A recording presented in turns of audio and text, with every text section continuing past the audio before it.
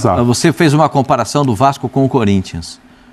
O Corinthians, ele tem nesses próximos 14 jogos que ganhar 6 e empatar 5. É possível? Estou fazendo uma pergunta. O Corinthians até aqui não fez 6 vitórias. Empatar quantos? Hã? Empatar quantos? 5. Isso faz facilmente. Ganhar já empatou 6, 10 no campeonato. Não, empatar sim. Mas ganhar 6 é possível? Mas por que tem que... Porque é para fazer 45 empatar pontos. 5? Não pode ganhar mais 2 aí?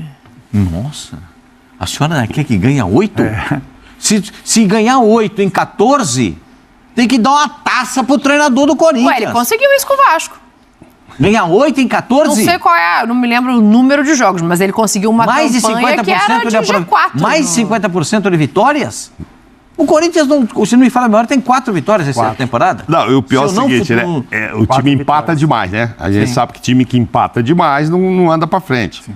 Só que se o Corinthians tivesse empatado todos os jogos, todos, ele teria mais pontos do que tem agora. Ele teria 24 pontos. Ele tem 24 jogos, só tem 22 pontos. Sim, exatamente. Se o problema fosse só empatar, ele podia ter empatado mais 2 que perderam. Não, eu estou dizendo para mim que a difícil. situação do Corinthians, Tá difícil. a situação do Corinthians é muito complicada. Muito preocupante. Muito preocupante. É pedido de impeachment, é confusão, fazer, né? é uma coisa atrás da outra, bloqueio financeiro de negócio Mas do Corinthians. estão querendo pagar 20 milhões pelo Yuri Alberto. É o mesmo preço do Pedro. Isso. Southampton. Southampton está oferecendo?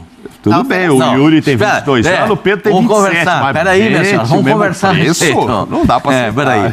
Vamos conversar, porque a gente tem Mas o Yuri virou um jogador descartável? Por esse dinheiro aí, eu acho que ele iria, hein? Mas por esse valor. Por esse valor. Descartável no sentido assim, pode ir embora, tudo bem? Nossa, ele vai exibir aquele sorriso na Inglaterra? Chegou outro aí, esse não tá muito sorridente não, aí atrás de vocês, ó. Héctor Hernández. Tá ali perto do Fabinho, do presidente. Deixa eu fazer o seguinte, deixa eu ouvir o Héctor Hernandes, então, porque acho que ele tá entendendo mais o momento do clube, né? Tá entendendo um pouco Pode mais. ser, tá bem com a cara de que tá entendendo mais do que o presidente até, talvez, né? Mas vamos ouvir o Héctor Hernandes para saber com que luz ele chega. Vamos lá. Bueno, la opción cuando me sale el tema de Corinthians no dudé en ningún momento. Era una gran oportunidad para mí, estar en un gran club, de los mejores del mundo y la verdad que estoy muy motivado y quiero dar muchas alegrías aquí. Aí, Pascoal, vestiu a camisa, já é para você, então, diante dessa proposta pelo Yuri, pelo baixo rendimento, né? A gente vem falando aqui claro, que Pedro Raul e Yuri Alberto não têm correspondido. Já é para você um movimento da diretoria no sentido de não ter mais esses 2 jogadores, substituí-los? Eu vou dizer para você o seguinte, o que eles não fizeram nessa última partida, o Yuri Alberto e o Pedro Raul, motiva o torcedor a acreditar que a chegada de um jogador do Héctor Hernandes, que ele não jogou em time grande, não jogou em time de ponta do futebol da Europa, do futebol da Espanha. Ele é um definidor de jogadas, vamos deixar bem claro que ele é um definidor de jogadas, não tem números expressivos de gols feitos. Então, a gente tem que deixar muito claro para o torcedor, porque é uma aposta. Um jogador de 28 anos que não teve aquela luz que a gente imagina. Sabe quem jogou com ele ali, ó? O Hugo, goleiro, ó lá. Chaves, de Portugal. O Chaves caiu, não sei se vocês sabem, o Chaves caiu. Colocado até. Mas assim, pelo Hugo, né? O Hugo também foi rebaixado e é um bom goleiro, né? Eu quero deixar. Eu gosto sempre de colocar as coisas muito às claras. Essa é uma aposta que o pessoal da análise do Corinthians entende que esse é um jogador que pode ser pode ter alguma expressão. Um jogador de cabeceio, um jogador de definição. É um homem dentro da área, entendeu? Aquilo que o Corinthians esperava do Pedro Raul e não teve até aqui. Quanto tempo faz que o Pedro Raul não faz um gol, mano? Acho que 20 jogos. Então, não são 20 jogos completos, porque aí entra lá... Não joga 90 minutos. Exatamente. Não... Entra no mas segundo tempo. Vamos dizer assim, já tem um certo tempo que ele não faz gol. E a esperança fica agora, com todo respeito assim, ao atleta profissional, ao ser humano, o Yuri Alberto, que é um garoto espetacular. Sim. Ele é de São José dos Campos, eu tenho algumas boas informações dele. Ele é um garoto... de Ares faria bem a ele e ao clube, né? Ótimo, ele é garoto espetacular, ele é um menino espetacular. Não, e é um lutador também, né, Pascoal? Porque ele luta, né? Ele se dedica, o problema é colocar a bola é um jogador aplicado e tal. Mas não dá para negar 20 milhões de euros. Sim. No atual momento no Corinthians, não dá para negar 20 milhões de euros. Não vai levar tudo, porque uma parte vai ter que pagar os empresários, a CBF já sabe, né? Que tem um empresário que já entrou na CBF, já conseguiu bloquear 11 milhões. Estou falando do André Cury, todo mundo conhece ele como empresário, ele já bloqueou 11 milhões. Tem 30 para receber o Corinthians. Então, e agora está querendo bloquear do Wesley, né? O dinheiro, onde aparecer. Então, se vender o Yuri ele também, quer mas receber enfim. o dele, né? Não interessa com toda de onde razão. está vindo, ele está querendo receber o que está devido a ele. Agora, o Corinthians não está apostando só no Héctor Hernandes, realmente ele não é conhecido, etc. Tanto que, caso aconteça, e mesmo que antes que aconteça do Yuri, o Corinthians está conversando com o Arthur Cabral. O problema é que ele também custa 20. Ou pelo menos foi o preço que o time português pagou por ele. Aí vão pagar 20, vai descontar o que está devido, já não vai ter o 20 para recontratar alguém, né? Talvez as coisas não paguem esses 20 do Cabral, Benfica. Né? Então, mas o Benfica pagou 20 por ele. Estava na Bélgica. O Benfica pagou 20 e não está querendo perder, tem que convencer os caras assim a baixar esse preço. Enfim, de repente ele vai sair. Mas pode acontecer isso que você está falando. Gastar exatamente o mesmo que conseguir com o Yuri, caso o Yuri confirme, saia. Pode fazer o que o Flamengo fez com o Plata. Fica com 50%. Né? O Corinthians quer emprestar, mas o Benfica não quer. Quando entra o dinheiro na conta, o dinheiro metade já vai metade, embora. ou talvez eu ia mais falar da exatamente metade para você sobre isso, porque você jogou nos dois, você sabe bem, né, da grandeza, das torcidas, das cobranças. Quando a gente fala em 20 milhões hoje para o Corinthians, é uma quantia... de euros. De euros, não estamos falando de reais. É uma quantia resolutiva, mas que também não está conseguindo segurar esse caixa, assim. Mas o Yuri, para você, seria uma moeda de troca nesse momento? Então, se você olhar para esse cenário, Dani, o Yuri está desgastado. O Arthur Cabral é uma outra motivação, talvez até um outro jogador, estilo de jogador. Mas se a gente olhar para um cenário esportivo, eu acho que seria interessante para o Corinthians. Eu acho o Yuri respira, como o Pascoalzinho falou, né? É bom menino, se luta, se empenha, mas a fase no Corinthians hoje não é boa. Ele é muito cobrado, então... Talvez para ele seja muito bom sair, né? Jogar em um outro clube. Acho que ele tem potencial até de surpreender a gente, vestir uma outra camisa e começar a fazer gols aí de uma forma que ele não vem fazendo ultimamente no clube. E também um jogador que chega motivado. Tem 22 anos. 22 anos, é muito novo, assim. Mas o problema do Corinthians é esse, né? Não é esses 20 milhões que vão salvar as contas do Corinthians. Quando esse dinheiro entrar, muita coisa vai ficar bloqueada para você olhar para uma outra contratação. Então, é o cenário complicado que o Corinthians vive, Dani. E com relação ao Héctor, assim, eu também tive a curiosidade de ver algumas coisas dele, né? Eu acho que ele tem uma característica que falta para esse time do Corinthians hoje. O gol é o mais importante. Lógico, se ele chegar e fazer gols que o Corinthians precisa para vencer, ótimo, a torcida fica muito feliz. Mas é um jogador, Dani, que sabe jogar de costas, sabe? A gente falou muito sobre isso em muitos momentos. Pivô. Assim, o Corinthians às vezes, né, tenta tirar o time de trás e o Yuri, o Pedro tem dificuldade disso. Então a bola bate e volta. Sim. Bate e volta. O Yuri, para ele ter uma chance, ele tem que fazer uma movimentação, que hoje acontece muito, de o Garro achá-lo em condições já para arrematar, de frente para o gol. E o Garro tem muito essa característica, sabe? O que chama a atenção do Garro é isso, ele consegue colocar os jogadores nas situações que mais confortam o atacante. A capacidade de fazer o gol não é dele, mas ele consegue achar isso. E o Héctor, pelo que eu vi, ele gosta desse pivô, assim, essa jogada de segurar, consegue proteger bem, mesmo que não é um cara tão forte, mas ele consegue fazer esse pivô, ele consegue achar o cara de beirada para fazer a movimentação para a área. Então, assim, mas é o que o Pascoal falou. Ele não tem títulos, não tem uma carreira expressiva em clubes, ele chega em um momento muito complicado do Corinthians, né, seja institucional, né, político, mas dentro de campo ainda mais, porque é o trabalho dele. Então assim, o que pede é uma adaptação muito rápida, que as coisas de uma hora para outra comecem a acontecer para ele rapidamente e torcer para que ele consiga entregar aquilo que o torcedor corintiano espera, que é importante nesse momento. Eu gosto sempre de ponderar quando a gente fala em dar certo e dar errado, né? A diretoria do Corinthians realmente já cometeu muitos erros. Acho que extracampo, não vou nem entrar no mérito aqui, porque as investigações vão dar conta do que precisa ser olhado ou não dentro desse clube hoje. Mas do ponto de vista de reforços, foram muitos, alguns muito equivocados, mas acho que tem outros também que mostraram que podem render ainda mais do que a gente já viu. Assim, a gente está vendo aí, é uma lista de 18 reforços. E aí o Hector, ele entra como uma interrogação muito grande quando a gente olha simplesmente para o ataque, né? Porque aí a gente tem o recorte de Pedro Raul, que chegou inclusive este ano, e do Yuri Alberto, que já não rendeu o que se esperava desde a temporada passada. Mas as contratações recentes, elas estão respondendo. Sim. O André Ramalho respondeu bem, o Alex Santana machucou, mas respondeu bem, o Thales Magno respondeu bem, acho que o próprio Charles cumpre a função ali quando ele precisa estar em campo. Então, assim, também não é que só teve erro. Dá para imaginar que o Hector possa encaixar nesse momento para fim de temporada, para salvar de um rebaixamento. Aproveitando essa lista aí, o Kaká, que é zagueiro, já fez 5 gols e ele cumpriu a minutagem. Ele cumpriu a minutagem exigida em contrato, o Corinthians agora tem que comprar. Vai ter que gastar 11 milhões. Então, dessas vendas já tem 11 ali engatilhado por contrato para pagar o Kaká, enfim, que não necessariamente é um titular, né? Depois da chegada principalmente do Ramalho. Ramalho. Porque antes era o Kaká e o Félix, depois chegou o Ramalho, agora jogam 3 zagueiros, agora não joga, Gustavo Henrique. Não ganhou o espaço que eu imaginei que ele fosse ter. De titular absoluto, não. Mas enfim. A frustração é com o Palácios do lateral esquerdo. Esse a gente nem viu, né?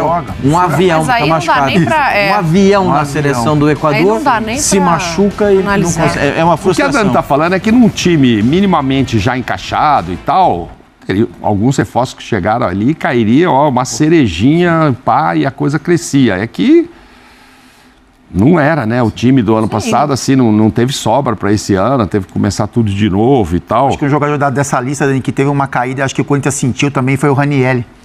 O Ranieri, quando ele chegou, a gente falava isso, né? Nossa, caiu? Eu acho que caiu. Tem a ver com ele se machucou e com a lesão. Eu acho assim, tem a ver com a lesão, mas assim, esse antes dele se machucar e esse retorno, eu tô assim, sentindo isso há um tempo já. Entendi, não é depois da lesão. Não é depois da lesão. Eu acho que assim, ele chegou e a gente falava isso, se encaixou como uma luva, enfim, entendeu rapidamente o que é o Corinthians. Não sei se é isso.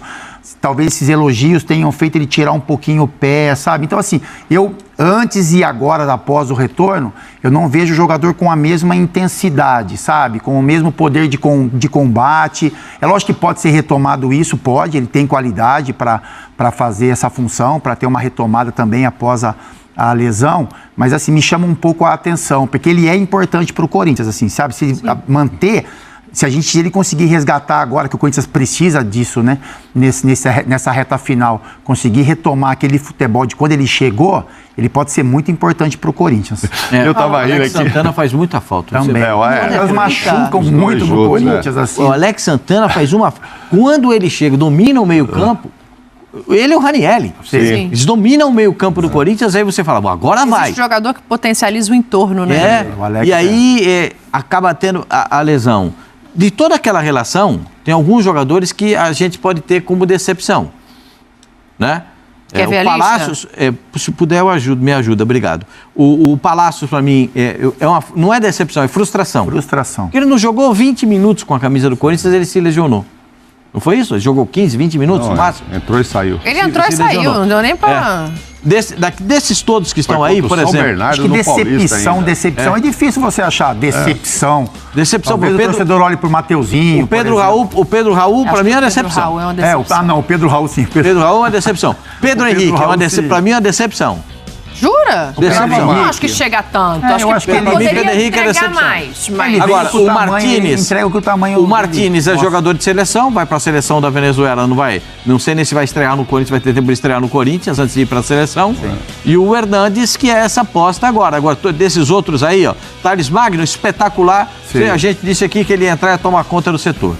O Charles não é um primor de jogador, mas entendeu o que é Corinthians. Sim. Se tiver que dar um bico na bola, ele dá um bico na bola. Sim. Se tiver que fazer uma jogada, ele faz. O André Ramalho, perfeito, tá jogando bem. O Alex Santana, a gente já falou. Sim. Hugo Souza. O Hugo não vou nem falar nada, porque o Neneca pega demais. Sim. Kaká, o Mauro acabou de falar que o Corinthians vai ter que exercer a compra.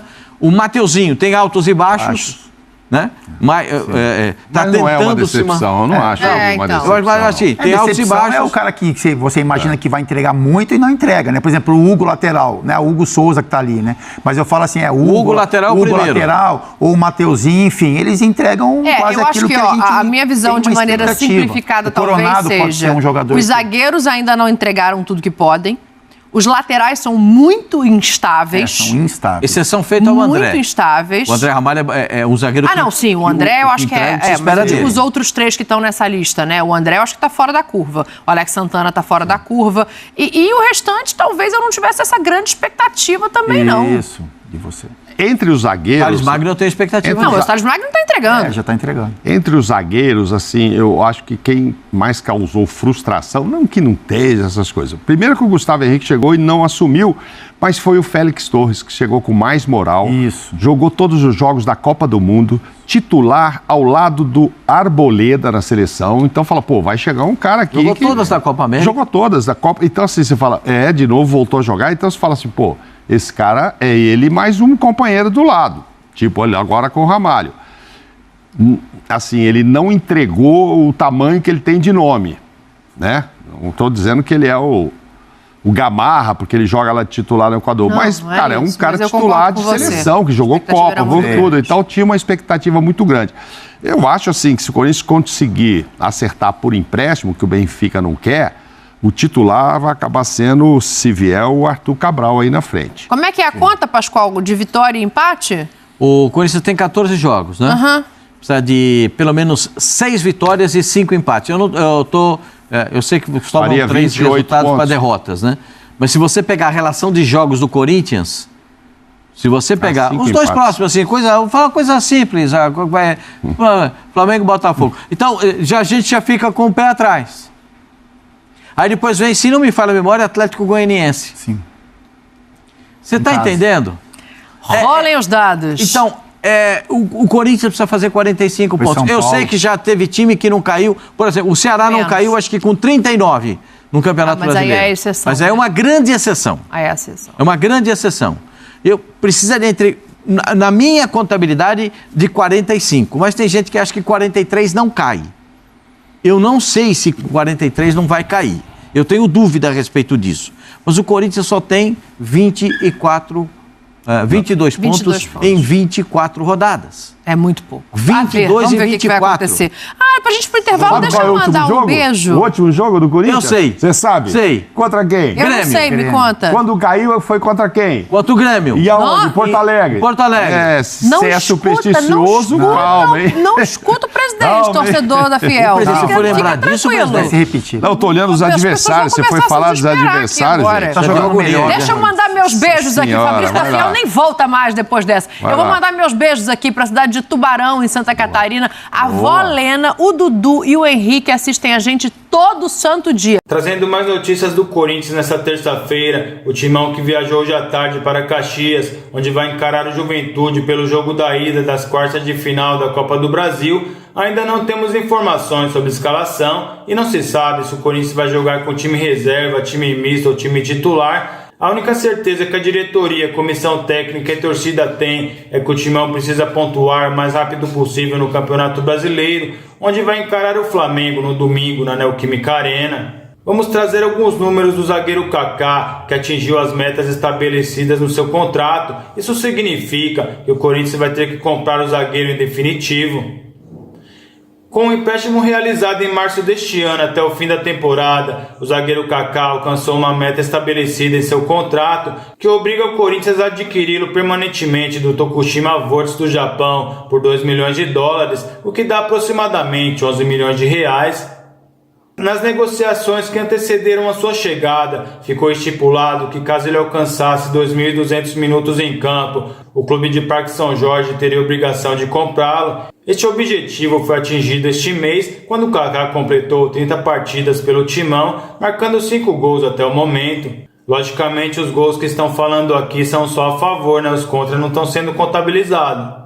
Embora a cláusula contratual tenha sido cumprida, o Corinthians ainda precisa negociar os termos do novo contrato com o jogador. No entanto, não há urgência para esta definição, já que o contrato de empréstimo do atleta é válido até dezembro. Até que 2 milhões de dólares não é um valor tão alto no futebol atual, né?